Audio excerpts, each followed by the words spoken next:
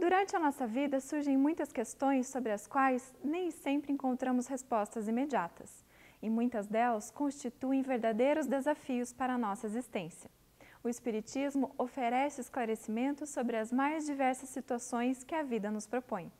Está começando mais uma edição do programa A Vida em Foco e você é o nosso convidado especial. Fique conosco e acompanhe a programação de hoje.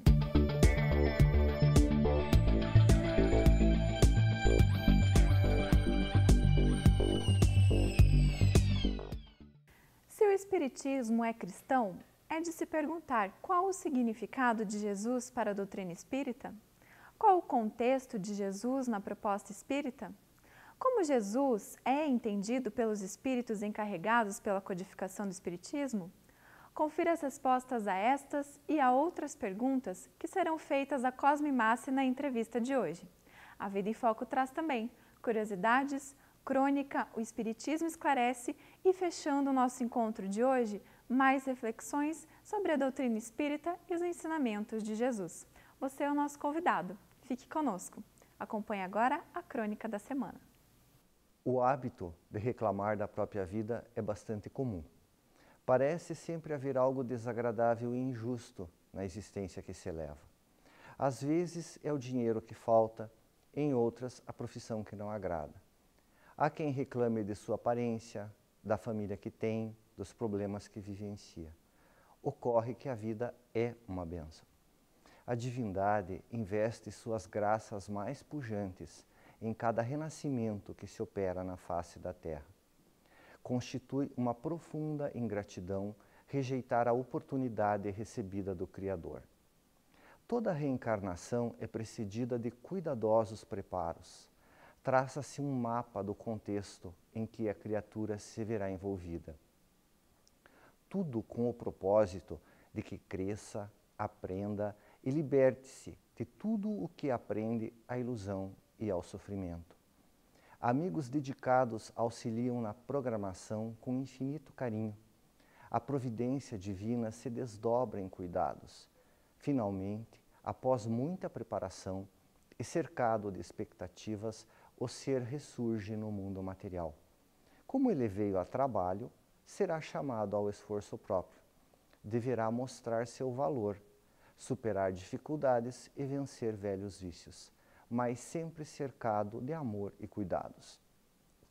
Seus mentores espirituais o observam, inspiram-no, orientam-no, torcem por ele. Ninguém jamais está abandonado ou sozinho. A misericórdia divina sempre está atenta e operosa. Ela trata de fazer chegar a cada um os recursos de que necessita. Absolutamente todos seguem bafejados pelo amor de Deus, embora precisem se esforçar. Mesmo quando tudo parece perdido, é preciso encontrar forças e seguir adiante. No momento certo, a providência divina se manifesta das mais diferentes formas. Assim, evite reclamar da vida que você leva. Em especial, nem pense em fugir de seus compromissos, em desertar do palco do mundo. Você foi posto nele com muito carinho e mãos extremamente operosas o sustentam de forma incansável. Quando defrontado por dores e desilusões, entre em contato com a divindade. Adote o hábito da oração, relate seus problemas ao Criador e se abra para a orientação que certamente virá. Como filho imensamente amado de Deus, você caminha para a felicidade. Apenas precisa ter a coragem de seguir adiante. O que significa Jesus para o Espiritismo? Este é o tema da entrevista de hoje. Não deixe de assistir.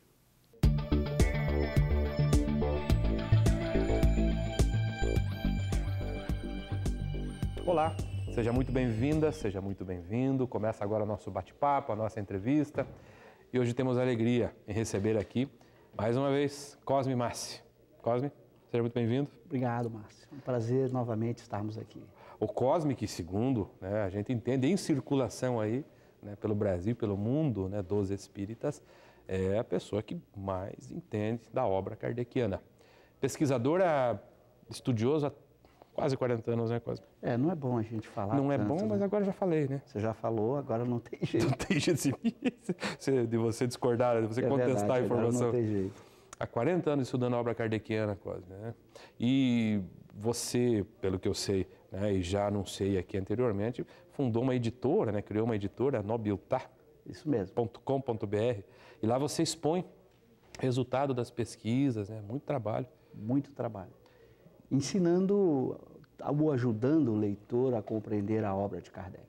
Vale a pena, né, ao estudar o Livro dos Espíritos, utilizar aquelas suas abordagens que você faz em DVD, né, e alguns livros também que contribuem, né, com Exatamente. o estudioso. A nossa intenção foi essa, ajudar o leitor que quer aprofundar o texto de Kardec, utilizando da filosofia, dos recursos da ciência para melhor compreender o pensamento de Kardec.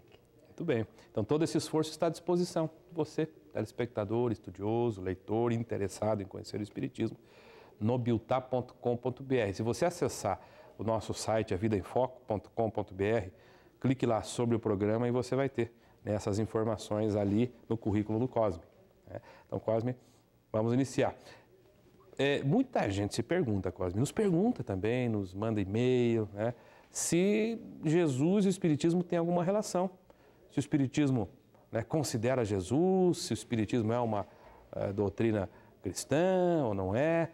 Mas hoje, especificamente, né, agora, nessa entrevista, a gente gostaria de abordar esse tema, Jesus e o seu significado, a sua relação com o Espiritismo. Cosme, o que significa Jesus? Muito importante, Márcio, essa pergunta, até porque quando a gente começa a leitura da primeira obra de Kardec, o Livro dos Espíritos, logo no começo, a gente pode achar que não tem a relação, porque demora a aparecer uma referência ao Cristo diretamente a Jesus. Isso vai aparecer lá na terceira parte, em especial na pergunta 625. Mas nós vamos encontrar ao longo da obra de Kardec a demonstração clara, e Kardec assim o faz, de quem é Jesus segundo o Espiritismo. E nós descobrimos aos poucos o quanto Jesus é a figura central no Espiritismo. Nós vamos aprendendo com Kardec que esse Espiritismo, eu costumo dizer, teve dois grandes líderes. Do lado de lá, do lado dos espíritos que não habitam mais um corpo físico, o líder, o mestre de todos, Jesus. E do lado dos encarnados, no século XIX, dos espíritos encarnados, Allan Kardec. Então, nós vamos encontrar essa sintonia entre os dois. Jesus, no comando desta grande doutrina espírita como espírito, e Kardec aqui conseguindo capturar o pensamento dos espíritos, vestindo-os numa linguagem acessível a todo mundo. Então, esse trabalho em equipe em que Kardec, junto com os espíritos, com a direção do Cristo, pôde trazer para nós essa doutrina espetacular que é o Espiritismo. Cosme, onde é que a gente tem evidências de que o espírito que coordena mesmo a doutrina espírita, do lado de lá, como você disse, é Jesus? Então, as evidências são várias, a sua pergunta é muito boa. Quando nós olhamos o Evangelho de João, lá no capítulo 14, João faz referência a uma passagem em que Jesus fala que enviaria o Espírito de verdade, o Consolador, que ficaria eternamente conosco. Essa é uma expressão importante usada no texto. E que viria para restabelecer todas as coisas e explicar aquilo que o Cristo, na época, explicou em linguagem figurada e que agora, com o desenvolvimento da ciência e da filosofia, lá no século XIX, foi possível ter um maior esclarecimento das passagens que Jesus colocou de forma parabólica, de uma linguagem figurada. Então, nós vamos encontrar já nesse texto de João uma previsão da vinda do Espírito de verdade, daquele que viria exatamente trazer o pensamento do Cristo vestido numa linguagem moderna, dentro daquilo que seriam as conquistas do século XIX. Quando Allan Kardec começa os estudos do Espiritismo, nesse processo de interação com os espíritos, surge já a figura do Espírito de verdade, se manifestando e se colocando como aquele que lideraria este processo de fazer com que o pensamento espírita, a doutrina espírita, chegasse até os homens. Então, essa identificação inicial com esse Espírito de verdade. Esta é uma evidência primeira, mas como eu disse, nós temos muitas outras evidências. talvez as principais evidências sejam nas próprias mensagens do Espírito de verdade. Me corrija se eu estiver errado, né? Kardec publicou 32 livros, é isso? 32 obras. Exatamente. Isso vai aparecer recorrentemente fora do Livro dos Espíritos? Recorrentemente. Evangelho, na Gênese, ou na Revista Espírita.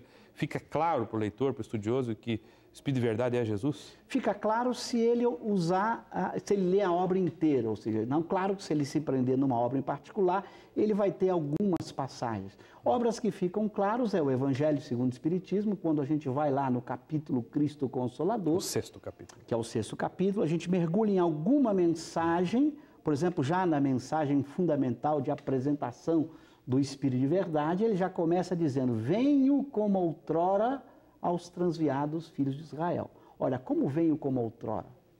Nós vamos encontrar na Revista Espírita, ao comemorar o lançamento da obra O Evangelho segundo o Espiritismo, no ano de lançamento, em 64, uma mensagem do Espírito de verdade, assinada Espírito de verdade, em que ele diz assim: como eu estive há 18 séculos, ou seja, ele faz referência à vinda dele aqui há 18 séculos, trazendo a mensagem do Pai. Então, há muitas mensagens do próprio Espírito de verdade em que ele deixa a identificação de que ele esteve conosco há 18 séculos, estamos falando lá no século XIX, então, exatamente 1860 e pouco, em que ele faz referência à sua vinda como Cristo. Então, isso vai ficando claro pelas mensagens do Espírito de verdade, não apenas pela assinatura e a referência que ele faz ao Cristo, mas o conteúdo das mensagens que ele ditou. Agora, isso eu queria, depois do intervalo, perguntar para você, né? E como Kardec vê Jesus, como é que ele define, qualifica, nós falamos da identificação, ok? Então, a gente faz um intervalo, fique conosco, porque agora a gente vai saber o que pensa, né? O que pensam os Espíritos a respeito de Jesus. Já voltamos.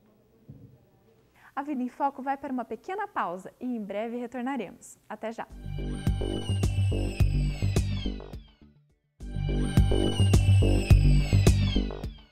Voltamos com a entrevista e o tema de hoje é: o que significa Jesus para o Espiritismo? Confira. Estamos de volta. Cosme, você disse, né, no primeiro bloco, que a pergunta 625 é a primeira pergunta que trata diretamente de Jesus. O que é que Kardec diz nessa pergunta? Muito bom, O que é que ele pergunta? É verdade. Esse item 625, que é um item da terceira parte da obra, que trata exatamente das leis morais, quando Allan Kardec vai apresentar a ética, a moral espírita, no seu primeiro capítulo, que é o capítulo sobre a lei divina ou natural, ele faz uma pergunta muito especial aos espíritos. Ele pergunta qual o tipo mais perfeito que Deus ofereceu ao homem para lhe servir de guia e modelo. Veja que a pergunta já contém informações preciosíssimas. Ele não quer saber um espírito apenas, ele quer saber o tipo mais perfeito, ou seja, que nenhum outro fosse tão perfeito quanto ele. E que pudesse servir ao mesmo tempo de guia, ou seja, algo que a gente devesse seguir, um guia para ser seguido, e de modelo. Modelo é para a gente copiar, para a gente imitar. E a resposta é uma resposta simples, porque ela contém poucas letras, ela diz simplesmente Jesus. Então aí nós já encontramos nesta que é a primeira obra que dá origem ao Espiritismo. O Espiritismo nasce com a obra O Livro dos Espíritos. É assim que Kardec vai dizer na introdução do livro. Ele cria a palavra Espiritismo e vai dizer ao criar a palavra é criada para designar a doutrina dos Espíritos que ele estaria apresentando naquele livro. Então, esse que era o primeiro livro, já contém essa pergunta numa referência muito precisa de quem seria Jesus para o Espiritismo. Olha, eu não sei nada, você é que é estudioso aqui, né? Mas dá para dizer que não há Espiritismo sem Jesus? Certamente, por várias razões. Primeiro, porque a liderança para a construção dessa filosofia, dessa doutrina, foi do próprio Cristo na condição, na assinatura do Espírito de verdade. O Espírito de verdade foi quem coordenou esse trabalho. E na Revista Espírita nós vamos encontrar essa referência o tempo todo. Os Espíritos se dirigindo e falando que eles estavam sob o comando desse Espírito de verdade. Então ele comandou do lado de lá esse processo. E do lado de cá ele precisava de alguém que soubesse interpretar bem o pensamento dos espíritos e do próprio Cristo. Esse alguém, Allan Kardec. Mas veja, além de colocá-lo como esse tipo mais perfeito, Kardec vai apresentar outras características muito importantes que a gente precisa explorar. Eu gostaria que você explorasse, porque às vezes dá a impressão que ele estando coordenando um processo desse, ele é um espírito comum, como qualquer outro que está ali do ladinho, né? Mas me parece que não é só isso, né? Não. Parece que ele tem um papel aí muito mais amplo, né? E Kardec trata disso, Cosme? Trata disso. Essa é a questão, talvez, fundamental para a gente entender como é importante a figura de Jesus dentro do Espiritismo. Quando Allan Kardec estuda os espíritos com a ajuda dos espíritos, porque esse é um estudo que a gente diz a 4 mãos, a doutrina espírita tem esse processo de elaboração que Kardec vai discutir na obra Gênese, a 4 mãos. Ela tem a participação humana e ela tem a participação dos espíritos. Ele vai, então, aprender a classificar os espíritos de acordo com o progresso alcançado. Então, ele vai colocar como o espírito mais evoluído, a categoria dos espíritos mais evoluídos, ele vai dar um nome, ele vai chamar de espíritos puros ou perfeitos. Essa é a categoria número 1 na escala.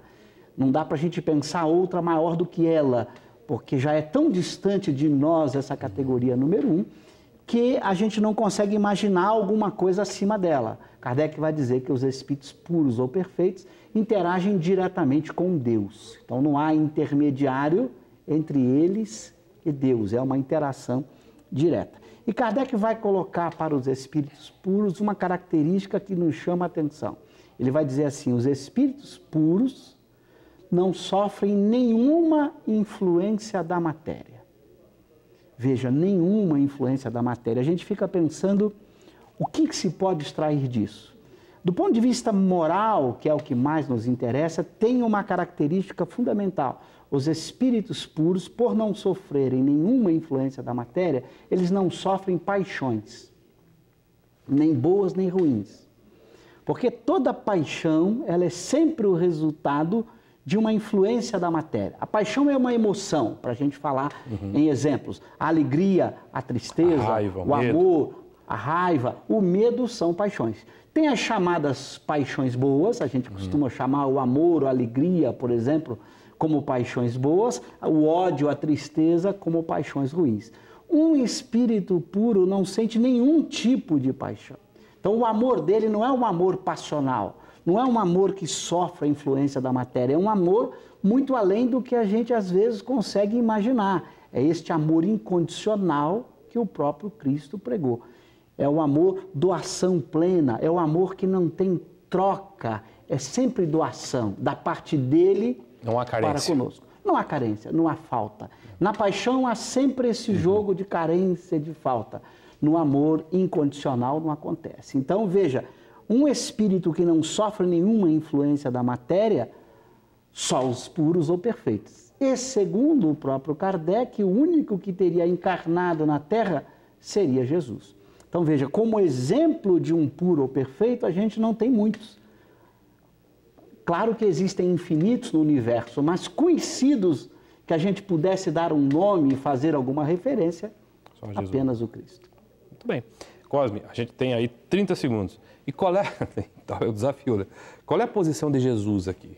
Qual é o papel dele em relação à Terra? Muito boa a sua pergunta. O espírito Hahnemann, o criador da homeopatia, numa mensagem na Revista Espírita, ao tratar da obsessão, ele tem uma frase curiosa. Ele diz assim: o espírito de verdade, que é Jesus, é o dirigente do planeta Terra. Ou seja, aquele que está no comando, no governo desse planeta. Palavras de Hahnemann, desse espírito criador que foi na Terra o criador da homeopatia. Então, além de ser o modelo para nós, é o comandante. É o comandante, quer dizer, o guia, modelo e que está no comando de nosso planeta, segundo o Espiritismo. Bem, e no comando do Espiritismo.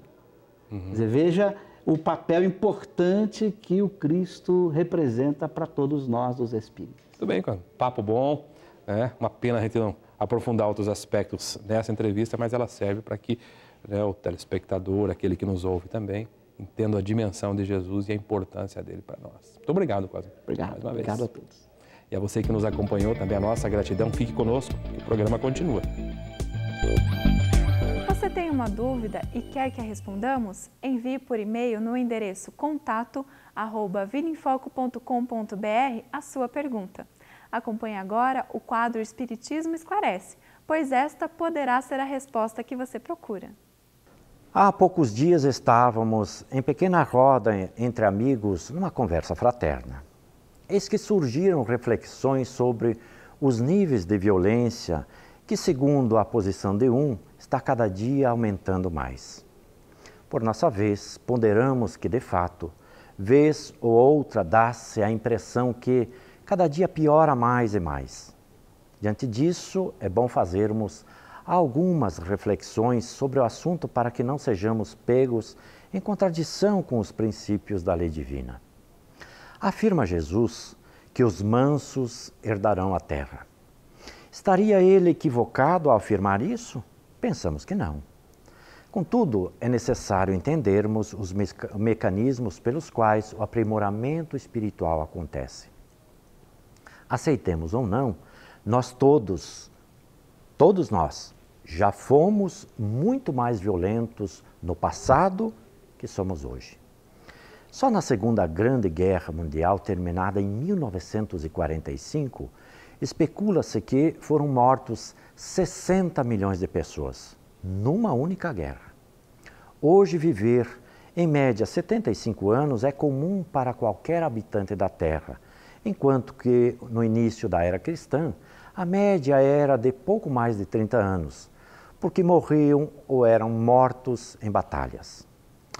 É verdade que ainda há muita violência na Terra, que pouco a pouco será substituída pela natural fraternidade e respeito mútuo.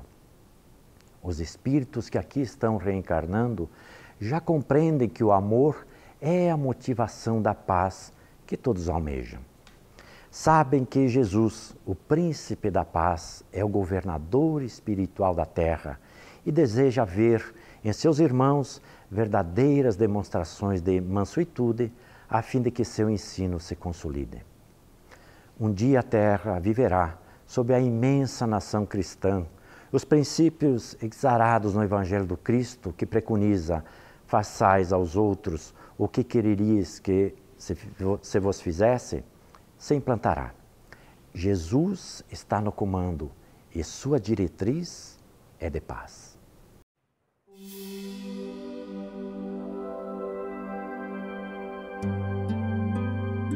Espiritualidade em gotas. A amplitude da caridade. A questão 886 de O Livro dos Espíritos nos reserva a pergunta sobre a caridade. Qual o verdadeiro sentido da caridade? Como a entendia Jesus? A resposta se divide em 3 etapas: benevolência para com todos, indulgência para com as imperfeições dos outros e perdão das ofensas. Veja quanta beleza nessa resposta, que se desconecta de uma visão primitiva, simplória, simplista da caridade que cotidianamente se tem, de caridade como sinônimo de esmola.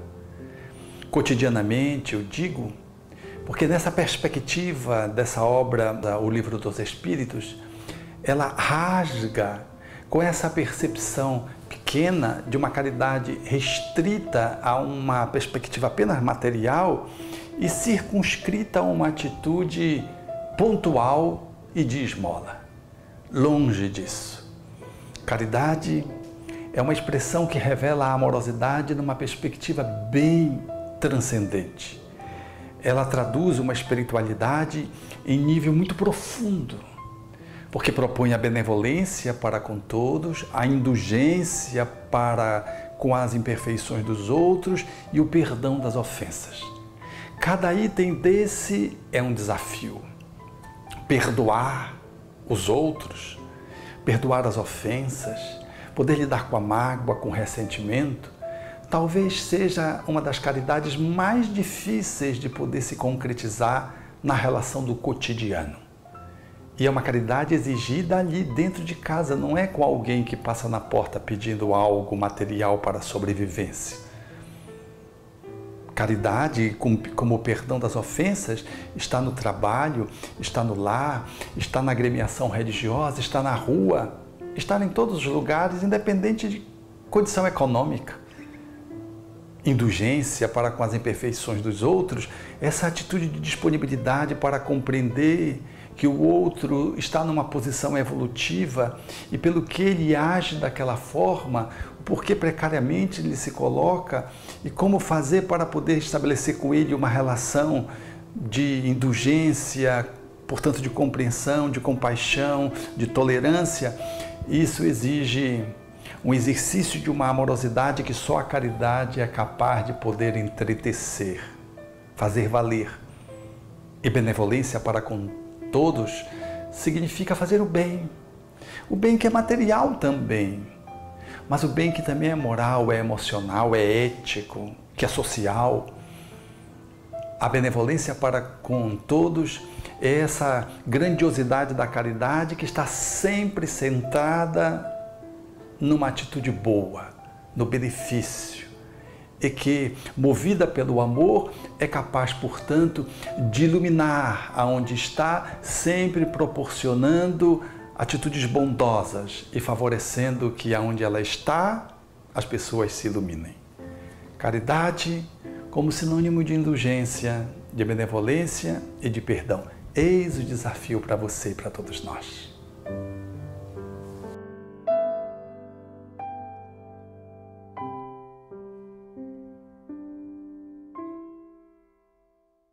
Obrigada pela sua companhia. Estamos chegando ao fim de mais uma edição.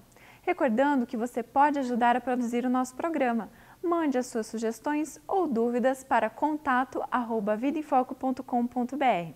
Acesse www.avidaemfoco.com.br para rever os programas anteriores e aqueles que você não pôde assistir. Na página do Facebook, você encontra informações e novidades sobre as próximas edições do programa.